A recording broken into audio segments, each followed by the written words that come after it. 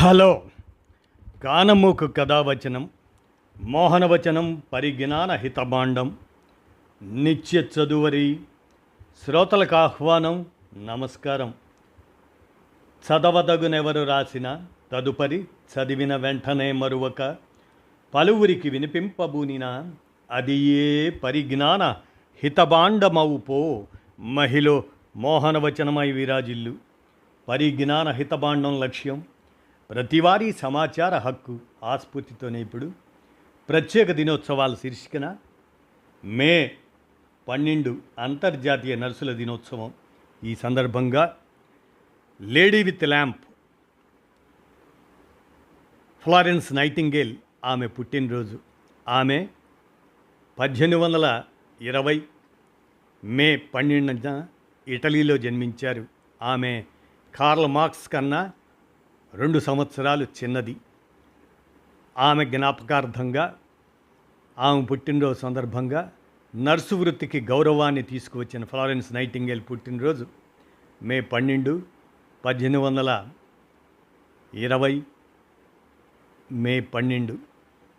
కాబట్టి నర్స్ మానవ సేవయే మాధవ సేవగా భావించిన ఆ విధంగా సేవ చేస్తున్న నర్సులందరికీ అంతర్జాతీయ నర్సుల దినోత్సవ శుభాకాంక్షలు మే 12న తెలియజేస్తూ లేడీ విత్ ద ల్యాంప్గా పిలువబడే ఫ్లారెన్స్ నైటింగేల్ జయంతి. ఆమె కార్ల్ మార్క్స్ కన్నా 2 సంవత్సరాలు చిన్నదిగా జన్మించారు. సేవ చేస్తూ ఉద్యోగంలో ఎదురయ్యే ఒత్తిళ్లను ఎదుర్కొంటూ వ్యక్తిగత జీవితానికి కుటుంబానికి దూరంగా ఉంటూ కష్టకాలంలో సేవలు అందిస్తున్న ప్రతి ఒక్క నర్సుకు మనస్ఫూర్తిగా ధన్యవాదాలు తెలుపుతుంది ఈ సమాజం. మే 12న మే 12 అంతర్జాతీయ నర్సుల దినోత్సవం. రోగులకు వైద్యులు ఇచ్చే ఔషధం ఎంత ముఖ్యమో నర్సులు చేసే సేవలు కూడా అంతే ముఖ్యం. చిరునవ్వుతో పలకరిస్తూ సేవలు చేసే నర్సులను చూడగానే రోగం సగం నయమవుతుంది. ధనవంతుల కుటుంబంలో జన్మించి వివాహం చేసుకోకుండా తన జీవితాన్ని సేవకే అంకితం చేసిన మహనీయురాలు లేడీ విత్ ద ల్యాంప్గా పిలువబడే ఫ్లారెన్స్ నైటింగేల్. ఆమె 1820 మే 12న ఇటలీలో జన్మించిన ఫ్లారెన్స్ నైటింగేల్ ఆమె బాల్యం నుండి భిన్నంగా ఆలోచించి తోటివారికి సాయపడటంలో ఎక్కువ ఆనందం పొందేది. ఆ ఆనందమే ఆమెను నర్స్ ట్రైనింగ్కు పంపింది. తమ వంటి ఉన్నత కుటుంబంలోని అమ్మాయి హాయిగా పెళ్లి చేసుకుని ఆనందంగా జీవితం గడపాలని, ఈ రోగుల సేవ ఏమిటని తల్లి కోపగించినా ఫ్లారెన్స్ తన మనసు మార్చుకోలేదు. కుటుంబ కట్టుబాట్లను ధిక్కరించి నర్సుగా సేవలందించడానికే జీవితం అంకితం చేసింది. తన తోటి నర్సుల్లో కలిసి బ్రిటిష్ సైనికులకు ఐరోపా ఖండ యుద్ధంలో సహాయం అందించింది. ఏ సమయంలోనైనా ఆమె సేవకు సిద్ధంగా ఉండేది. దీపం చేతిలో పట్టుకొని గాయపడిన సైనికుల కోసం వెతికే ఫ్లారెన్స్ను చూస్తే వారికి ప్రాణం లేచొచ్చేది. ఆమె చెయ్యి పడితే తమ గాయాలు మానినట్లే అనుకునేవారు. ఆమె అసలు పేరు మరచి లేడీ విత్ ది ల్యాంప్గా పిలవటం మొదలుపెట్టారు. ఆరోగ్యకరమైన వాతావరణంలో ఉంటే రోగాలు దరిచేరవు. కోలుకునే రోగులకు పరిశుభ్ర వాతావరణం అందించాలి అనే సూత్రంతో పనిచేసిన ఆమెకు సైనికుల సేవలో ఆరోగ్యం దెబ్బతిన్నది. దాదాపు 53 సంవత్సరాలు ఫ్లారెన్స్ నైటింగేల్ జీవితం అనారోగ్య జీవితమే. మంచం మీదనే పడుకొని ఉండాల్సిన పరిస్థితి అయినా చురుకుదనంలో లోటుండేది కాదు.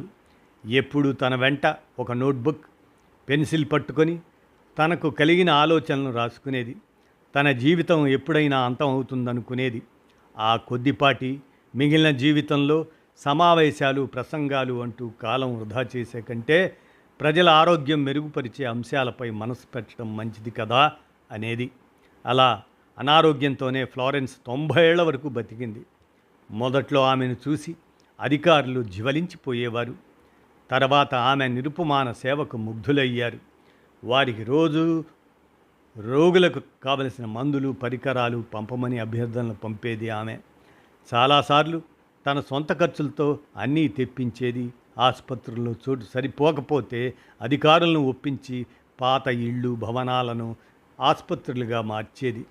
రాత్రుల్లో 2-3 గంటలే పడుకొని అహర్నిశలు పనిచేసేసరికి ఆమె చిక్కిపోయింది. అయినా రోగులకు ఆమె ఆరాధ్య దైవం. ఆమె నడిచిన దారి అతి పవిత్రం. ఆమె ఎక్కడికి వెళ్ళినా సైనికులు అడవి పూలతో పుష్పగుచ్చాలను ఇచ్చేవారట. అయినా ఆమె తన సేవలను మానకుండా సేవలు చేస్తుండగా ఒకనాడు స్పృహ తప్పి పడిపోయింది. సైనికులకు వచ్చిన జ్వరమే ఆమెకు వచ్చింది.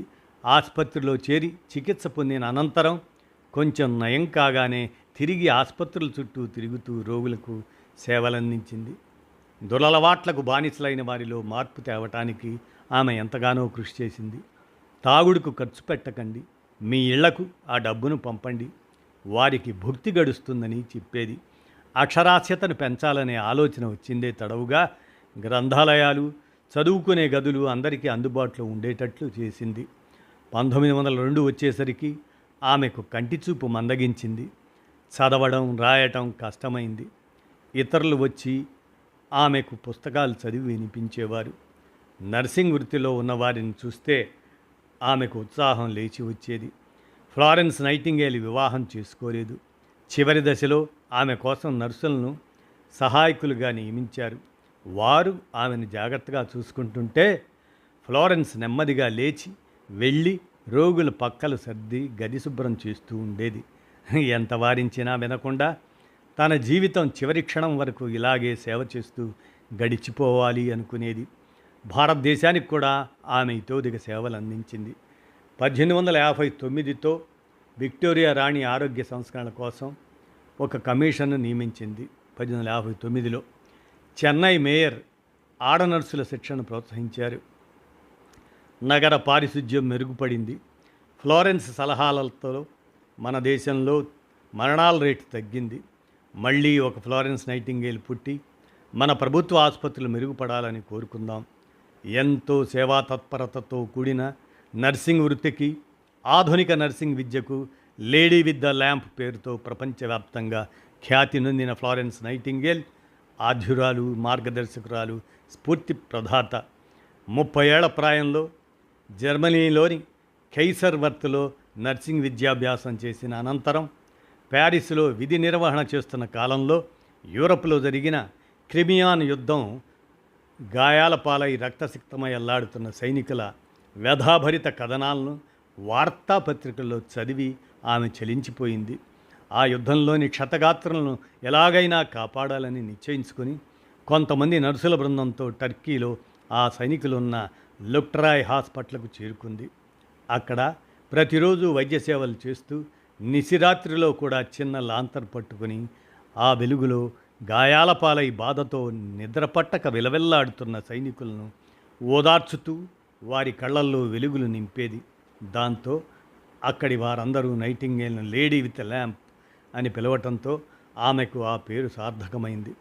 1910 ఆగస్టు 13లో ఫ్లారెన్స్ మరణించిన సేవా నిరతి గల ప్రతి నర్సులోనూ ఆమె కలకాలం జీవించి ఉంటుంది. రోగులు జ్ఞాపకం ఉంచుకోవలసిన ఆదర్శమూర్తి ఆమె. 1820 మే 12న ఇటలీలోని ఫ్లోరెన్స్ నగరంలో బ్రిటిష్ కుటుంబంలో జన్మించిన ఫ్లోరెన్స్ నైటింగేల్ నర్సు వృత్తికి స్ఫూర్తిదాయకంగా నిలిచినందుకు ప్రపంచవ్యాప్తంగా మే 12న ఆమె జయంతిని నర్సుల దినోత్సవంగా, అంతర్జాతీయ నర్సుల దినోత్సవంగా జరుపుకోవటం ఆనవాయితీగా మారింది. భారతదేశంలో ఈ మే 12న నర్సింగ్ విభాగంలో దేశవ్యాప్తంగా విశేష సేవలందించిన నర్సులకు రాష్ట్రపతి నేషనల్ ఫ్లోరెన్స్ నైటింగేల్ అవార్డులను అందిస్తారు.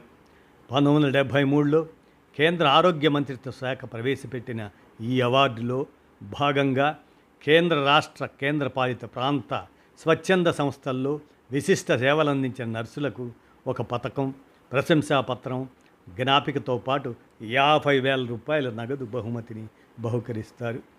అలాంటి నర్సెస్ గురించి మరి మిత్రులొకరు ఎలిసిటి సురేష్ కుమార్ ఒక కవితారూపకంగా ప్రస్తుతిస్తూ నర్సుల గురించి, ఆసుపత్రిలోని అమ్మ నర్సులమ్మ ఎక్కడ కరుణ వర్షిస్తుందో, ప్రేమ అమృతమై ప్రవహిస్తుందో, సేవ సర్వాంతరయామిగా పరిడవిల్లుతుందో అక్కడ నర్సు ఉన్నట్టే.